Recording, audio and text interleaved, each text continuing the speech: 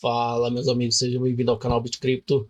O Anderson aqui no sábado, dia 5 de abril de 2025, trazer para vocês aí informações, né, sobre o que a SEC trouxe como declaração, tá, gente? É uma declaração e isso só ajuda a criar leis, tá? Ou decisões de juízes, por exemplo, se houver algum tipo de mudança, né, de entendimento do que a SEC está falando aí, tá? Vamos lá. Vou começar com alguns vídeos só para a gente relembrar aí, né, sobre questões de stablecoin. Quando que foi praticamente aí próximo do anúncio da stablecoin mais esperada nos Estados Unidos. Vamos lá. Aqui está o vídeo do David Schwartz, quando ele anunciou, né, sobre o lançamento do stablecoin. Por que foi ele que anunciou, gente? Porque ele é o CTO da Ripple. Ele é que criou toda a estratégia, toda tecnologia em volta da emissão da RLUSD. Então, precisa existir uma regra, ou seja, essa regra chama-se protocolo, né? Protocolo humano é você criar uma regra onde, quando alguém faz um pedido, você vai lá, primeiro recebe, deposita isso em reserva e depois emite o instrumento, né? Vocês vão ver que existe diferença entre instrumento e nota, tá? Isso fala muito num documento que eu vou trazer aqui para vocês. Vamos ver o que ele diz aqui. Áreas onde a volatilidade nos está a matar. Então vamos focar nesses tipos de desculpas. David, por acaso existe um nome para Ripple Stablecoin? Você sabe o quê? Você só terá que chamá-lo de Ripple Stablecoin por enquanto. Disseram que não posso revelar o nome por ser surdo até.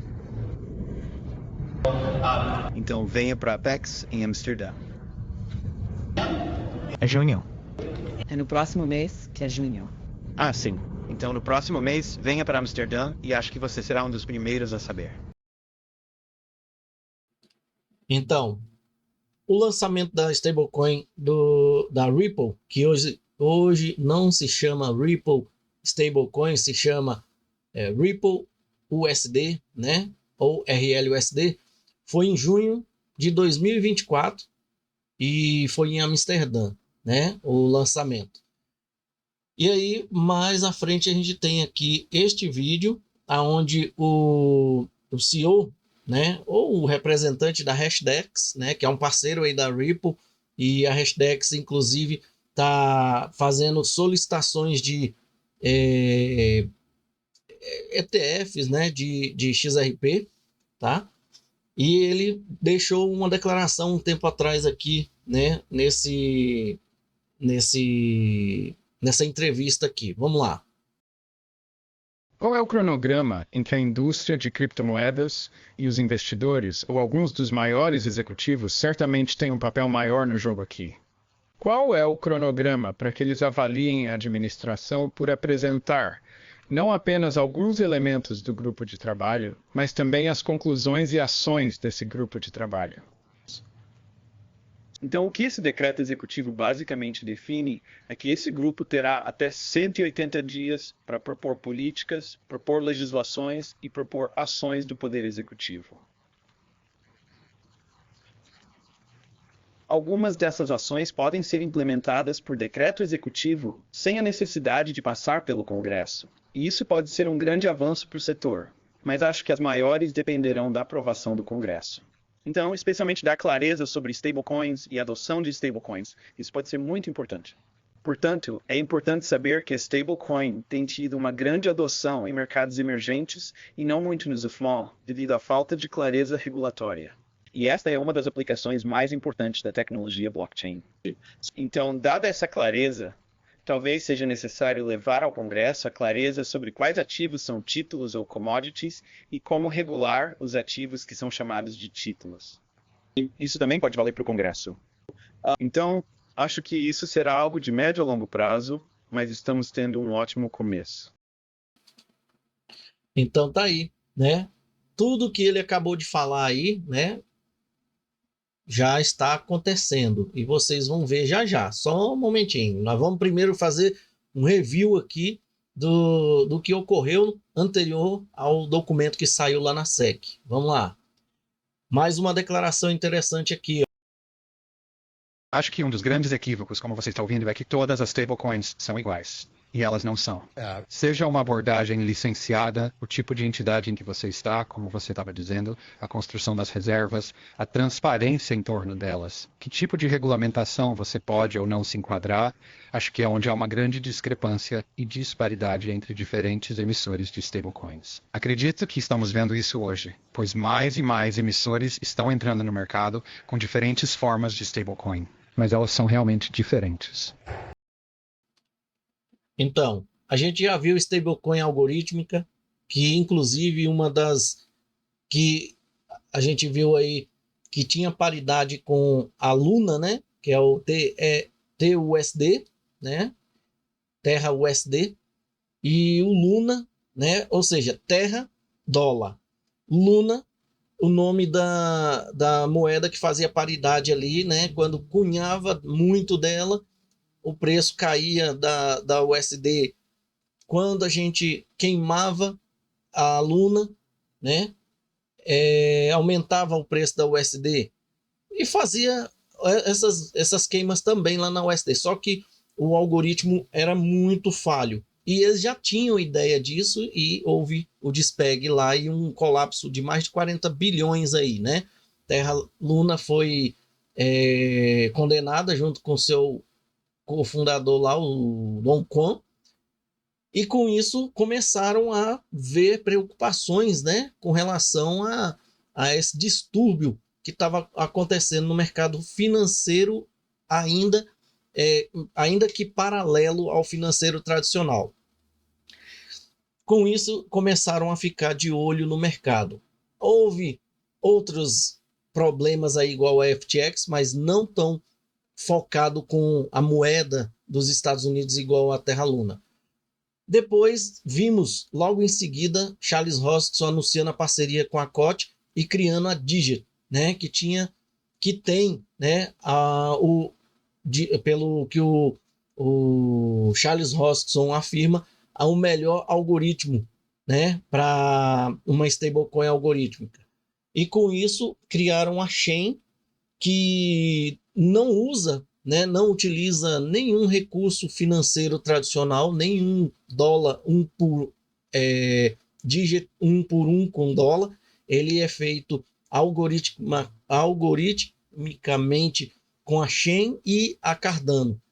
Então, a Chain acompanha o preço da Cardano em mais ou menos 10%, 12%, tanto para cima quanto para baixo, podendo chegar inclusive a cair abaixo da Cardano mais ou menos 1 centavo, não pode cair mais do que isso, porque senão aí ocorre sim o despegue geral lá, mas nunca ocorreu isso. Eu já vi a Chain chegando, por exemplo, Cardano a 50 centavos e a Chain a 49 centavos, nunca mais abaixo de 49, ou seja, ela tende a subir mais de 10% acima do Cardano e não cai, eu acho que nem 0,5% abaixo do valor da Cardano. E com isso acontece a chamada cunhagem de Chain, e na cunhagem da Chain ocorre a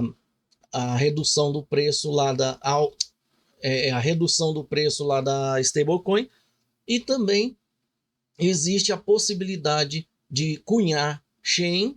Quando você compra diretamente da COT, você está cunhando Chain, e essa Chain ela vai para o mercado e não volta mais, a não ser que você pegue a sua Chain e vá lá na COT e queime ela em troca de stablecoin. Quando você queima ela, a stablecoin, a tendência é aumentar o preço lá e gerar alguns milésimos de dólar a mais, que é utilizado até para arbitragem, né? Quando ela sobe um pouquinho, a galera vende no preço que está. Geralmente a pessoa tem 1 milhão de digit, vende, e na realidade ele não tem 1 milhão de dólares, ele tem às vezes 1 milhão e 500 mil, né? Por conta da disparidade ali de milésimos de centavo. E isso ocorre também com as stablecoin tradicional, tá? Então, quando ocorre isso, pode se queimar também a digit para poder balancear a quantidade de chain, tá? E com isso, a chain tem um limite de 1 trilhão, é limitado a 1 trilhão de emissão, e aquela explosão do preço da chain, né? Eu até falava, gente, ó, vocês querem comprar criptomoeda da Digit, compre a chain. Se você comprar a Digit, você simplesmente está só saindo para uma caixa de areia, que é uma stablecoin.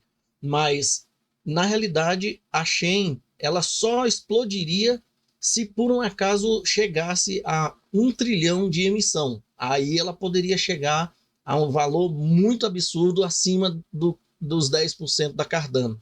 Por quê? Porque já ia gerar escassez. Enquanto isso, não há uma escassez efetiva, tá? Bom, então ele explica isso. E tem mais outra stablecoin que a gente falou disso há pouco tempo, que é a stablecoin que paga dividendos, né? Você detém aquela stablecoin e ela gera dividendos. Agora, eu ainda não estudei ela, eu não sei se você tem que deixar ela depositada em algum mecanismo de protocolo ou se você, com ela na sua carteira, ela vai pagando dividendos para você, tá? Mas existe essa possibilidade também. Por isso que ele fala que existe N emissores e N tipos de stablecoin. Nem todas são idênticas. Existe a USDD, né, que é a stablecoin algorítmica também da Tron. E eu espero, assim, não, eu não vou esperar porque ela é algorítmica, né? Ela não é lastreada em dólar mesmo, né?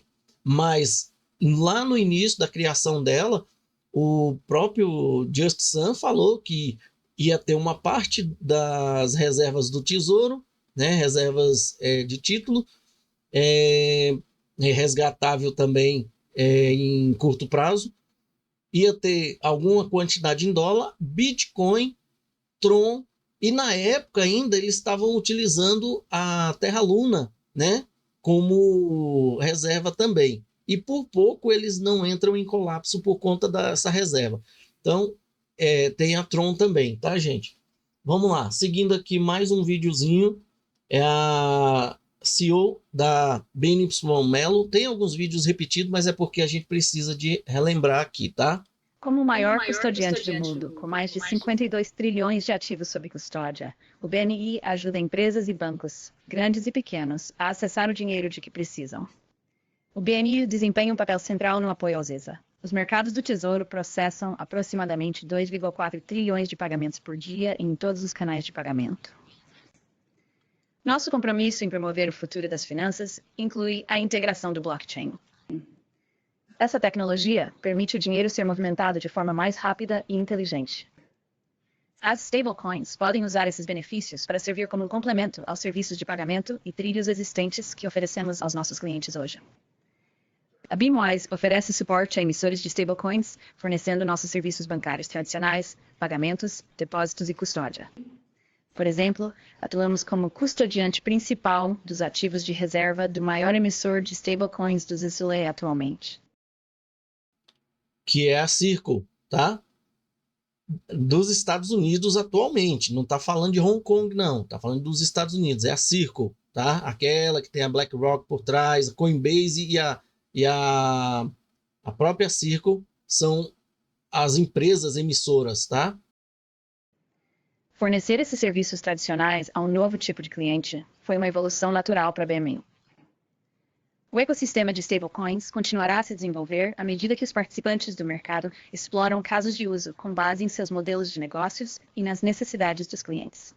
Esse ecossistema se beneficiará da legislação federal que promove clareza e consistência, independentemente do tipo de emissor de stablecoin ou do regime regulatório vigente. Então tá aí, né? Isso que nós estamos vendo, gente, tudo é analisado, né, pela equipe da SEC, equipe da CFTC, da OCC, dos próprios legisladores, tá? E eles vão, né, promovendo políticas públicas para poder criar as leis e as regras. Vamos para o próximo aqui, que vai ser o CEO da Paxos, né? Paxos, esse daqui, ó. Atualmente, você só precisa de uma carteira no seu smartphone para manter um dólar baseado em blockchain ou uma stablecoin.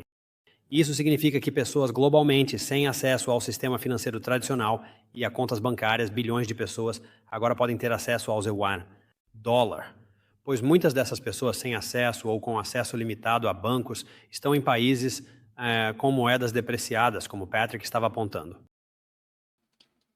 Quando ele diz, como o Patrick estava apontando, é porque o Patrick falou logo após aquela senhora, mas eu quis colocar esse aqui antes, porque esse aqui foi postado pela Danielle Dixon, da Stellar. Apesar da Danielle Dixon e a Stellar, né, ser ligada à Circle, né, a USDC, ela postou isso aqui, né, relacionado a Paxos.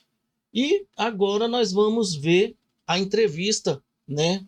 Deixa eu ver se essa daqui é com o Patrick Coleman, que é o CEO da Stripe, né? Amiguíssimo do Jed McCaleb. Inclusive, ele tem uma coparticipação financeira na Stellar Development Foundation, quando o Jed McCaleb criou a Stellar, tá? E com isso, naquela época, quando o Jed McCaleb pegou a codificação lá do XRP Ledger, ele foi rodar nos servidores da Stripe, tá? Eles têm uma amizade muito profunda, então isso é interessante a gente saber qual é a posição da Stripe, que hoje, até o ano passado, ela era uma empresa de 60 bilhões de dólares, a sua capitalização. Diferente um pouco da Ripple, que já está chegando a 15, né? A gente não sabe quanto que ela vai estar valendo daqui para frente, né? Mas com certeza vai ser uma das empresas mais fortes aí no mercado. Vamos lá. Tudo bem. As moedas estáveis estão se tornando extremamente populares na rede de pagamentos e estão operando na rede descentralizada, o que dá aos usuários um certo grau de liberdade financeira. Enquanto isso, uma moeda digital de banco central dá ao governo mais controle sobre as transações privadas dos cidadãos e pode levar a maiores consequências em termos de privacidade, supervisão e liberdade financeira geral.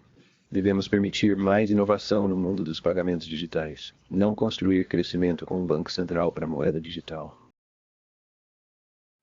Um detalhe aqui, gente, vocês lembram do livro que eu trouxe aqui para vocês, né? Quando todo mundo já sabe que desde 1991 e anterior a isso já existe, né, o grupo de 300. E você acha mesmo que Donald Trump, a sua equipe, não sabe que as CBDCs estavam vindo para um controle social, um controle financeiro global, para uma criação de uma moeda única, aonde todos os países criariam a sua stablecoin? A China está acompanhando, pelo que nós lemos aqui, só aqueles trechos que já nós lemos aqui, a China está acompanhando fielmente aquela regra do grupo dos 300. Criou a sua CBDC, já preparando, né, para um sistema financeiro, controle social, score, né, para saber qual a pontuação de uma pessoa em relação a qualquer coisa que ela, qualquer problema que ela crie para o Estado, e o Estado vai lá e desconta na sua carteira. Ou seja, é o que ele acabou de falar aqui, controle do Estado. Trump sabe disso, gente. O Trump sabe disso. E o Trump também acompanha aquilo, só que o Trump ele precisa de atrasar por algum motivo, atrasar toda aquela agenda, porque ele precisa mostrar que os Estados Unidos é confiável e que, de certa forma, é o salvador da pátria global. E aonde é que vocês acham que eles vão querer criar o tal do sistema de governo governo único? Provavelmente nos Estados Unidos, salvador da pátria. Quem vai coordenar os serviços militares globais, que é um exército único? Com certeza, os Estados Unidos têm poder para isso. A China também e a Rússia. Aí fica entre esses três. Mas vamos seguir, porque nós já estamos entrando aí na parte burocrática. Vamos falar de finanças, né? Vamos lá. Então, Collison, a Stripe tem algum exemplo de clientes usando a plataforma de orquestração de stablecoins da Stripe para se libertar de governos autoritários ou moedas nacionais deflacionárias? Obrigado pela pergunta. Só um detalhe, repare que ele faz a pergunta, o cara está lendo aqui, e quando ele responde lendo. Ou seja, as perguntas que o legislador tem lá é as mesmas que estão na mesa dele. Ele sabe o que ele vai perguntar e ele sabe o que ele vai responder. Então, não é nada assim, porque eu vou responder aqui do meu jeito, porque, sabe? É a resposta que você precisa ouvir. Não tem esse negócio de, ele está respondendo ali, se ele falar alguma besteira. Não, meu amigo, fale só o que a gente precisa que você fale. A gente precisa passar um recado para o mundo. Aquela senhora respondeu da mesma forma, o rapaz aqui da Paxos fez a mesma coisa e ele não mudou nada, tá? Então, ele está só respondendo o que eles precisam. Fulano, você vai ser chamado, você vai ter as perguntas e vai ter a resposta. Teve gente que falou uma vez que Gary Gensler recebeu as perguntas daquela senhora Warren, né, senadora Warren, e respondeu baseado nas perguntas dela ali no papelzinho. Depois que você lê aquele livro, você nunca mais vê o mundo como você via. Quem leu 1984 já começou a ficar desconfiado. Quem leu aquele livro ali, mais desconfiado. Leia aquele livro dos Bilderberg, tá? Onde eles fazem as suas reuniões, como que acontece, quanto de segurança existe no aparato. Repórter nenhum consegue furar os bloqueios para poder infiltrar. Gente, é uma loucura. Se vaza alguém lá, alguma coisa lá de dentro, é porque alguém sente que aquilo está totalmente contra a raça humana, contra a vida na Terra, ou prejudica diretamente famílias, e ele tem família, e o cara às vezes é ligado à sua família, ele fala assim, peraí, eu vou explodir isso aqui. Só que é um grãozinho de areia num deserto gigantesco ali, né, controlando. Leia este livro agora, depois leia O Clube de Bilderberg, depois leia Pai Rico, Pai Pobre. Gente, você, com esses 4 livros, tá? 1984 também, de George Orwell, esses 4 livros, você praticamente nunca mais você entrará dentro da caixinha. Você nunca mais vai olhar para as pessoas que comandam o seu país ou está ao lado dessas pessoas que comandam o seu país. Você nunca mais olhará ela como uma pessoa comum. É sempre uma marionete, tá? Se você não faz o que as pessoas lá querem, eles te limam ou tiram você de lá e deixa você no esquecimento, tá? Vamos lá. Vemos muitos exemplos disso. I think penso na comparação com o sistema do petrodólar, onde a partir dos anos 70, a série de acordos com os estados do Golfo criou uma enorme nova fonte de demanda secular por dólares. Estamos vendo a mesma coisa acontecendo hoje em mercados emergentes, onde as pessoas estão aproveitando com entusiasmo essa nova liberdade e essa nova capacidade de manter dólares e obter novamente acesso direto à principal moeda de reserva do mundo. Acredito que isso seja realmente muito importante para a liberdade e a prosperidade globais. Rapidamente, este comitê acredita firmemente que a interação de um regime federal para emissores de moedas estáveis acabará por prejudicar a capacidade da China de controlar o espaço. Vimos países ao redor do mundo tomarem medidas para estabelecer regimes nacionais para moedas estáveis. O Japão, Reino Unido e Singapura tomaram medidas. Você viu? O principal motivo do Donald Trump ter aceito pelo menos esses stablecoins nos Estados Unidos foi isso aí, ó. Destruir a capacidade da China de dominar esse setor, que é as stablecoins. Você acha que se os Estados Unidos não entrassem no mundo digital, nas stablecoins pelo menos, pode ser que eles não vá para a CBDC agora, mas você acha que eles não entrariam em stablecoin sabendo que a Tron emite mesmo de forma indireta ali, o dólar dela de algoritmo.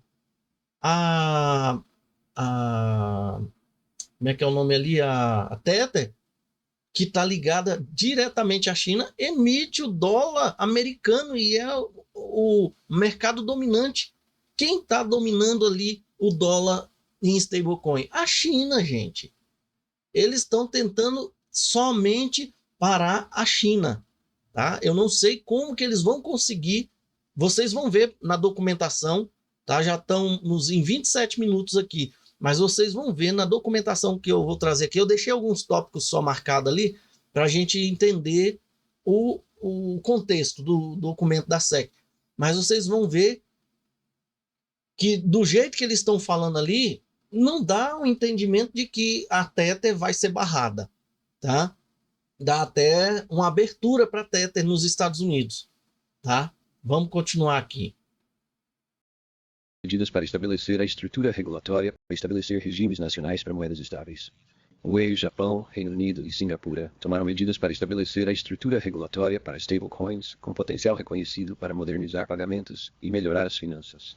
Então, Callison, mais uma vez rapidamente, como uma empresa global de pagamentos, você poderia explicar o quão importante é para o ZESA estabelecer uma estrutura federal para manter a competitividade do ZESA? Isso é importante por dois motivos. Primeiro, há exemplos práticos, benefícios para os consumidores americanos e para as empresas americanas hoje. E acredito que é simplesmente por esses méritos que vale a pena propor uma estrutura federal formalizada que possibilite o ecossistema de stablecoins aqui no país. Mas acho que há uma segunda razão. Acho que é isso que você quer dizer. Embora a esmagadora maioria das transações hoje seja de fato denominada em dólares, e isso seja enormemente benéfico para os ZESA, existe o risco de que, se os ZESA adotarem uma postura de desencorajar e inibir a adoção de stablecoins, o resto do mercado responda e se adapte.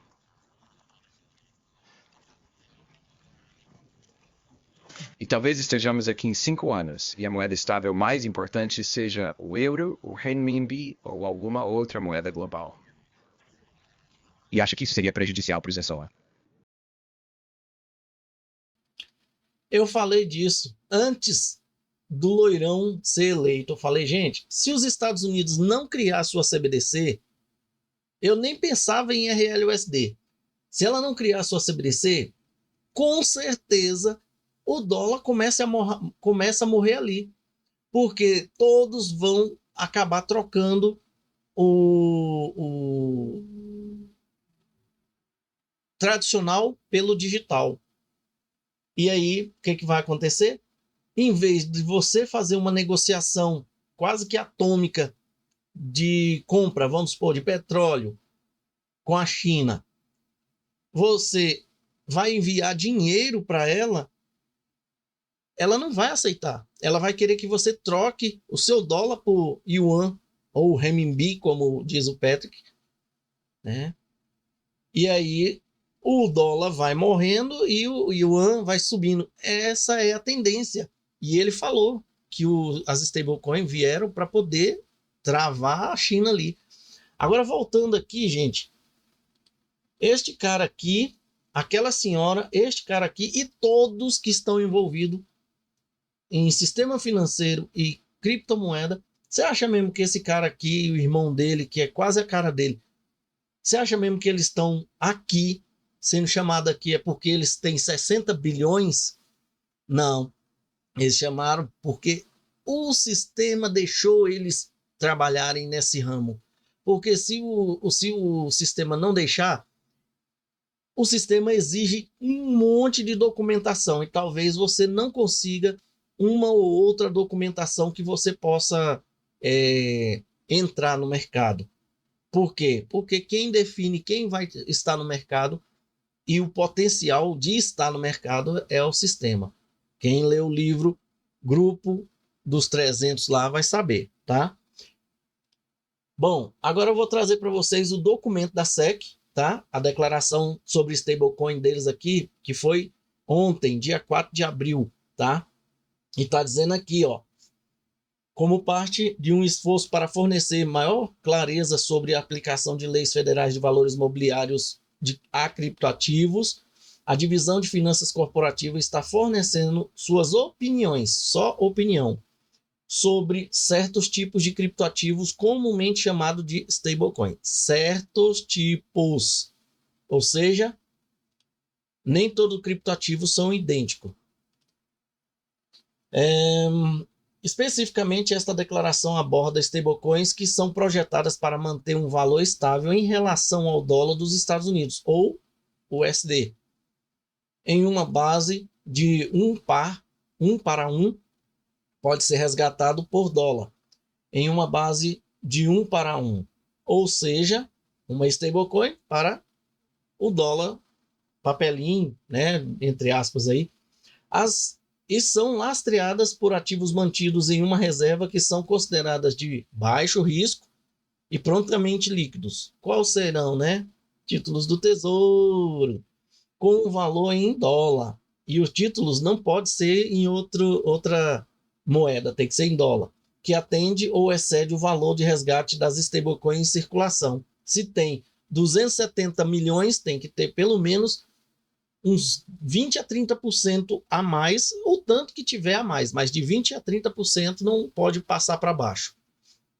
Conforme discutidos abaixo, nós referimos aos tipos de stablecoin abordados por esta declaração como stablecoin cobertas, tá? Esse é o novo nome que deram para esse tipo de stablecoin aí. Não é CBDC, não é stablecoin algoritmo, é stablecoin cobertas. Ou seja, se 0,5 stablecoin representa 50 centavos de dólar, né? E aqui, ó, consequentemente, as pessoas envolvidas no processo de cunhagem ou criação de resgate dessa moeda de stablecoin coberta não precisam registrar essas transações na SEC, tá?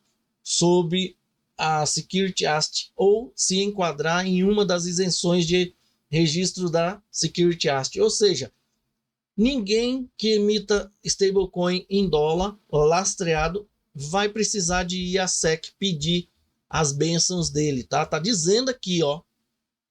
Tá? Vamos ler do início aqui. A opinião da divisão é que a oferta venda das stablecoin coberta na forma de circunstâncias descritas nesta declaração não envolve a oferta e venda de título dentro do significado da seção do Security Act de 1933 e da seção do Security Act de 1934. Consequentemente, as pessoas envolvidas no processo de cunhagem, Ripple, Paxos, e se a Tether estivesse lá dentro, a Circle, e resgate da moeda stablecoin. Ai, meu Deus, esqueci o nome aqui. Cobertas, né? Vou deixar marcado aqui, senão eu esqueço, ó. Stablecoin cobertas. Essa daqui, vou botar, opa, vermelho para não esquecer. Criação das stablecoin cobertas não precisam registrar essas transações na SEC, tá? ou se enquadrar em uma das isenções de registro da SEC. As características das stablecoins cobertas. As stablecoins cobertas são criptoativos projetados e comercializados para uso como meio para fazer pagamentos, transmitir dinheiro ou armazenar valor. Leia-se armazenar valor aqui como uma errata para mim aqui no BitCrypto, que eu falei outro dia e eu respondi um comentário aqui dizendo que stablecoin não serviria para armazenar valor. Eles estão dizendo que sim. Eu estou errado e estou pedindo desculpa aí a vocês, tá bom? Inclusive ao inscrito que perguntou, comentou, e eu falei que não armazenava valor, tá aí. As stablecoins cobertas são cunhadas pelo emissor e oferecidas e vendidas pelo emissor ou intermediários designados. Quem são os intermediários designados da Ripple, gente? Bitso, a Kraken entrou agora. Vou citar um monte de nome aqui que eu não vou lembrar, tá? Em alguns casos, qualquer detentor pode ser elegível para cunhar ou resgatar uma stablecoin, né? Coberta. É tanta palavra que eu tô tentando não esquecer tanta coisa aqui que vai dando um nó na mente. Diretamente com o emissor em uma base de 1:1 correspondente ao valor do dólar. As stablecoins cobertas são comercializadas exclusivamente para uso no comércio, como um meio de fazer pagamento, transmitir dinheiro ou armazenar valor, e não como investimento, tá? Aqui fala sobre as reservas, né? Stablecoins cobertas para fins operacionais. Eu não vou entrar nesse detalhe aqui, não. Discussão jurídica. A seção lá de 1933 e 1945, né, do Security Act, define o termo título, fornecendo uma lista de vários instrumentos financeiros, incluindo ações, notas e evidências de dívida. O que eles disseram que não é o fato aí das stablecoin coberta. Análise de revés. Eu fui pesquisar assim o que é o revés, né, só para deixar claro aqui, contextualizar. Significado de revés: circunstâncias desagradáveis, situação inesperada que faz com que algo bom seja transformado em ruim, infortúnio ou tragédia. Ou seja, algo bom em ruim. Ele não diz algo ruim ou bom ou vice-versa. Ele não falou vice-versa aqui. Então, esse análise de revés aconteceu de um jeito que não foi muito bom, né? Pelo menos é o que dá a entender. Então, tá aqui, em revés, a Suprema Corte dos Estados Unidos decidiu que, como nota, é um dos instrumentos listados na definição de títulos da Security Act e do Exchange Act. Há uma presunção de que uma nota é um título. Essa presunção pode ser refutada ao mostrar que a nota se assemelha fortemente a um dos vários tipos de notas emitidas em conexão com a transação comercial típica e, consequentemente, são devidamente excluídas da definição de títulos. Este chamado teste de semelhança familiar considera 4 fatores, igual ao teste Howell, né? Motivação do vendedor e comprador. Se este fator considera as motivações que levariam um vendedor e um comprador razoável a entrar na transação. Plano de distribuição do instrumento. Este fator pergunta se a nota é um instrumento na qual há negociação comum para a especulação do investimento ou investimento. Expectativa razoável do público investidor. Você tem expectativa sobre stablecoin? Este fator, quando é algorítmica não, que é stablecoin que gera dividendos automaticamente, aqui ele se comporta aqui, ó, né? Ele entra aqui. Este fator questiona se o público investidor esperaria razoavelmente que a nota fosse um título sujeito às leis federais dos títulos. Característica da redução de risco. Este fator pergunta se há alguma característica da nota, como a existência de outro esquema regulatório que reduz significativamente o risco do instrumento, tornando desnecessário a aplicação das regras lá da Security Act e Exchange Act. Os tribunais federais aplicam o revés de forma holística. O que é holística, gente? significa abrangente, total ou integral, tá? Um adjetivo que caracteriza algo que considera o todo e não apenas parte que compõe, tá?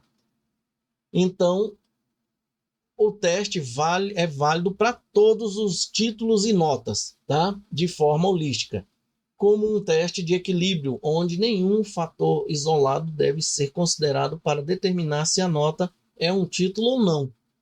Aí tem aqui as motivações do vendedor e comprador, né? Que eu deixei marcado aqui, como os stablecoins cobertos não pagam ou garantem pagamento de juro, né? Ou de outra forma transferem quaisquer direitos de pagamento ou ativos, exceto mediante resgate por próprio dólar, em uma base de 1 por 1. O comprador não é motivado a comprar e possuir o dólar coberto para lucros, o que não é o fato daquela moeda que eu falei para vocês que tá vindo aí, né? Eu não vou lembrar aqui, tá? Tem um vídeo aqui, dá uma garimpada aí, deve ter uma ou 2 semanas atrás. E se você for na ordem da sua pesquisa, dentro do site você vai conseguir achar, tá? Dentro do site aqui do YouTube. Plano de distribuição.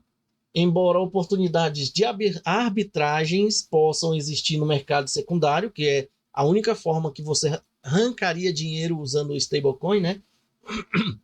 Se o preço do mercado de uma stablecoin coberta flutuar em relação ao seu preço de resgate, essas oportunidades são minimizadas quando o emissor de stablecoin coberta honra resgate sobre demanda e cunha e resgata as stablecoin coberta em uma base de 1 para 1 dólar a qualquer momento. Ou seja, até que você não vá lá e venda stablecoin para pegar o lucro que a arbitragem vai te dar, a Ripple ou qualquer outro emissor pode cunhar mais stablecoin para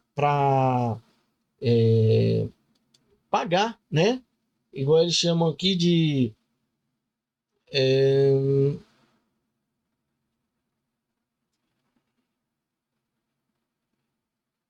como é que foi o nome aqui, gente? Oportunidade de minimizar.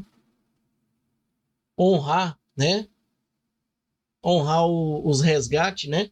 Antes que a Ripple honre os seus resgates, você pode ir lá e fazer até com que o preço da moeda volte ao normal fazendo a arbitragem, né? É só você ter muito.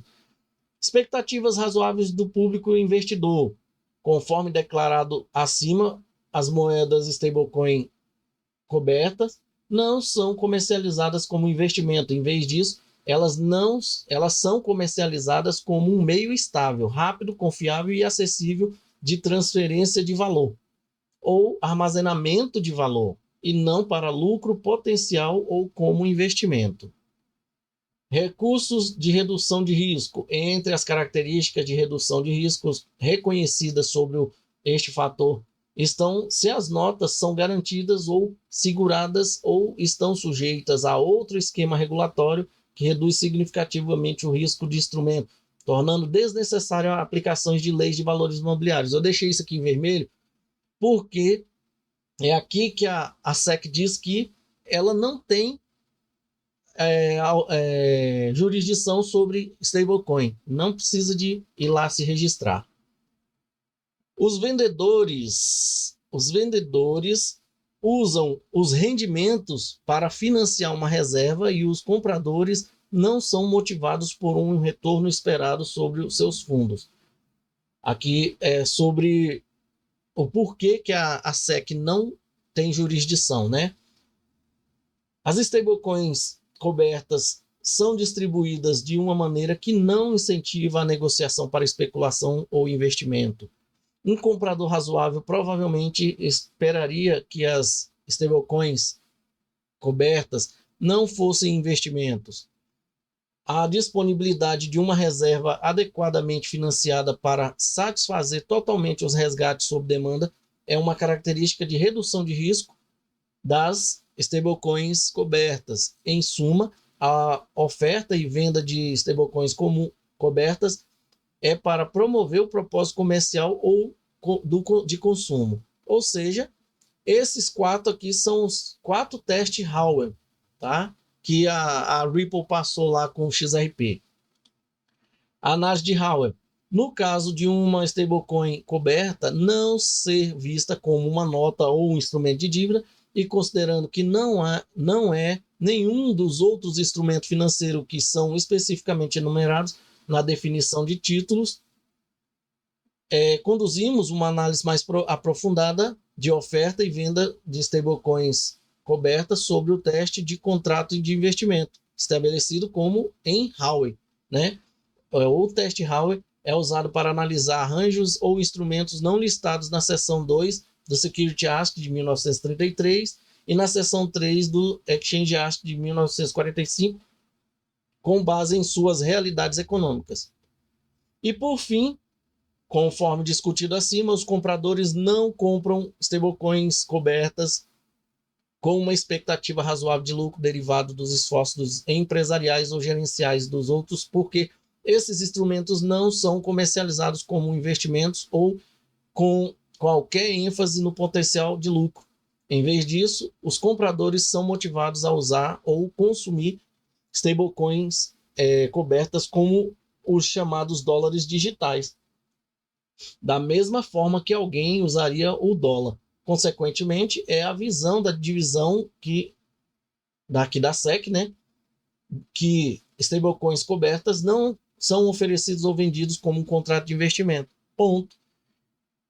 O Gary Gensler mesmo fez uma postagem uma vez falando que a SEC deveria considerar fazer uma análise do stablecoin da Ripple, né, em uma clara perseguição, se ele era ou não um título, né? E a resposta está aí, Gary Gensler. Apesar dele nem saber que existe esse canal, mas está aí a resposta para ele. Pessoal, eu não sei, tá, até que ponto a gente pode fiar, né, as stablecoins e o USD da Ripple como um benefício para nós. Mas existe muitas outras coisas que, até mesmo comentários ou threads que outros perfis no X está fazendo, e que mostra que as stablecoins da Ripple vão trazer sim uma movimentação muito grande dentro do XRP Ledger. E cada movimentação grande que houver dentro do XRP Ledger, quando eu digo cada movimentação grande, é porque vai ter um fluxo muito grande de transações. E isso não queima RLUSD, queima XRP, tá? De certa forma, nós veremos um dia a escassez do XRP chegar, né? A escassez no mercado, né? Mas o que a gente precisa mesmo de ver é a escassez da moeda no mercado, tá? Que é a redução do suprimento dela. 100 mil anos para queimar 100 bilhões de XRP usando taxas de 0,10 drops. Ou seja, se isso exponencialmente aumentar, né, a gente pode ver uma redução aí, vamos dizer, de 1000 anos, 100 mil, 1 milhão de anos, né? 100 mil, é isso mesmo, 1 milhão. 1 milhão de anos. Se chegar num cálculo de 1 milhão de anos, com certeza nós vamos estar ali pelo menos a uns 50 bilhões de XRP. Só que para chegar nessa queima, nesse tempo, nós vamos levar aí muito tempo. E você e eu não vai estar aqui. Então, eu prefiro pensar que a RLUSD ela não vai influenciar em nada no preço do XRP. Para que, se isso ocorra, eu ser surpreendido. A mesma coisa eu penso dos ETFs. Eu penso que os ETFs não vão influenciar tanto no preço do XRP. Mas, para que eu seja surpreendido, eu prefiro pensar dessa forma. Para que, quando as coisas começarem a pipocar, aí eu quero estar errado, o meu pensamento, e ser surpreendido. Pense pequeno, e seja surpreendido. Se você pensa grande, de repente você se desmotiva. Eu prefiro pensar pequeno e continuar motivado, tá? Não sei se é essa característica que você usa, né, essa técnica, mas eu penso dessa forma. Vamos olhar os preços aqui. XRP começando a se recuperar, né? Diferente da Cardano, que continua do mesmo jeito. Stellar caiu ali um centavo. XDC continua caindo ali de 7 para 6. Edera de 17, 19 para 16. Pavia tá só diminuindo, né? Eu espero que, se eu tiver condições, eu adquirir mais Pavia. Eu tô com 100 mil, adquirir mais, sem comprometer minha vida financeira, né? Claro. Adquirindo Pavia, se sair uma notícia assim, desse jeito, e eu tiver bastante Pavia, com certeza eu vou tirar lucro, tá? Porque ela na Lacer fica fácil de você trocar ela por Digi. E tem outras stablecoins lá já na carteira, tá? Que você pode depositar. Inclusive, tem uma notícia que eu vou passar aqui de primeira mão, só para mudar aqui um pouquinho o nosso contexto, que a USDC via OneChain foi transferido $350 mil em USDC para Cardano, tá? É uma ponte da OneChain com a Cardano. Veio da Arbitrum, acho que foi da Arbitrum para Cardano. Ou seja, rapaz, eu que não sou muito fã de ponte, tô vendo aí, né, que eles bloquearam o USDC numa carteira lá e transferiram para dentro da Cardano. É só isso que eu vou falar agora. Depois eu trago mais informações para vocês. E aqui a Chain, como eu sempre falo, ela dá mais ou menos 10 centavos, 10% do valor, né?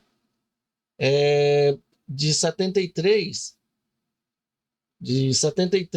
menos 66, ó, 7. Não deu 10 centavos, não. Deu 7 centavos de diferença aí, né? Então, tem vez, quando o valor está mais alto, ele chega a 10 centavos de diferença, né? Já em questão de quando cai, né? Ele geralmente iguala ou cai assim, tipo 1 centavo, tá bom? Pessoal, espero que vocês tenham gostado desse vídeo. Vamos que vamos, quase 1 hora aí, tá? Se tudo ocorrer bem hoje, sábado, eu venho com uma livezinha hoje para nós aí, tá bom? Muito obrigado, fique com Deus e até a próxima. Chegamos ao final de mais um vídeo. Agora, se você quer se sentir parte dessa família chamada BitCrypto e gostou do vídeo, considere deixar um like. Deixe também o seu comentário aqui no vídeo para a gente saber o que você achou da informação e deixe também alguma informação que você queira aí. Participe, você faz parte do canal. Compartilhe o vídeo para que outras pessoas também tenham essa informação. Não guarde a informação só para você. Se você ainda não é inscrito no canal, considere fazer parte da família BitCrypto, se inscrevendo e aproveite e ative o sininho para você receber notificações dos próximos vídeos. Muito obrigado e até a próxima.